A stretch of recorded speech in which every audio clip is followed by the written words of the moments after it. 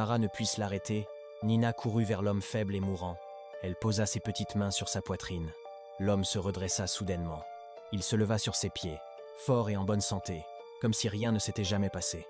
Les gens crièrent de peur et de choc. « Mon Dieu, elle est dotée par les dieux !» La nouvelle se répandit rapidement. L'enfant aux cheveux blancs pouvait guérir les malades. Tout le monde louait Nina. Cela mit Nunu en colère.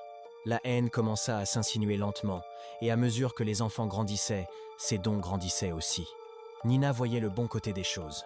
Elle guérissait, voyait l'avenir radieux des gens, mais Nunu ne voyait que le mauvais. Un après-midi, Amara et ses enfants attachaient du bois de chauffage à porter au marché. Mia, Lovette et Rose étaient assises à proximité.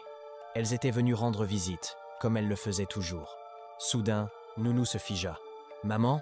dit-elle rapidement. « Je vois du feu. » Puis elle s'arrêta de parler. « Du feu où ?» demanda sa mère. Elle dit à sa mère de ne pas s'inquiéter. Elle ne voyait rien. Le lendemain, le marché prit feu. La mère de Loveth mourut dans cet incendie. Elles accusèrent Nunu. Loveth détestait Nounou pour ne lui avoir rien dit au sujet du feu. Et lentement, la jalousie et la haine commencèrent à grandir dans leur cœur.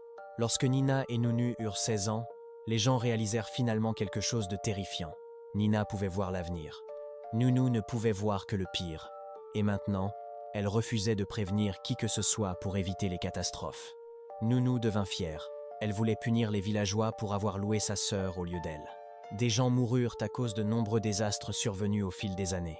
Pourtant, les villageois apportaient toujours des cadeaux à Nina pour la louer et la remercier. « Je n'ai pas besoin de paiement pour mon don. » Mais Amara n'était plus en paix.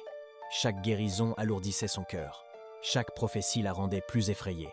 L'une de ses filles avait développé de la haine pour l'autre. Et à mesure que la renommée de Nina grandissait, la haine de ses amis grandissait aussi. Et Amara le remarqua.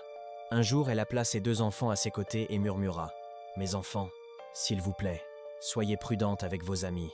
Je vois la jalousie et la haine entrer dans leur cœur. » Nina eut l'air choquée. « Non. Vous devez toutes les 2 me promettre quelque chose, » dit-elle doucement. « Ne laissez jamais personne, même pas elle, s'approcher de vos cheveux. » Elles hochèrent la tête. « Mais pourquoi, maman ?»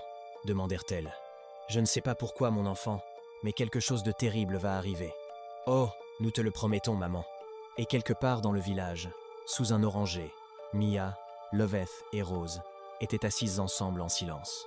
Loveth finit par parler. « Penses-tu que ces cheveux sont la source de tout ?» Les yeux de Rose s'assombrirent. « Ça doit être ça, » murmura Mia. « Si ses cheveux disparaissent, peut être qu'elle sera normale comme nous tous. » Nounou intervint. « Je sais ce que vous préparez. Ne vous inquiétez pas, je ne dirai rien à personne. En fait, je vais vous aider.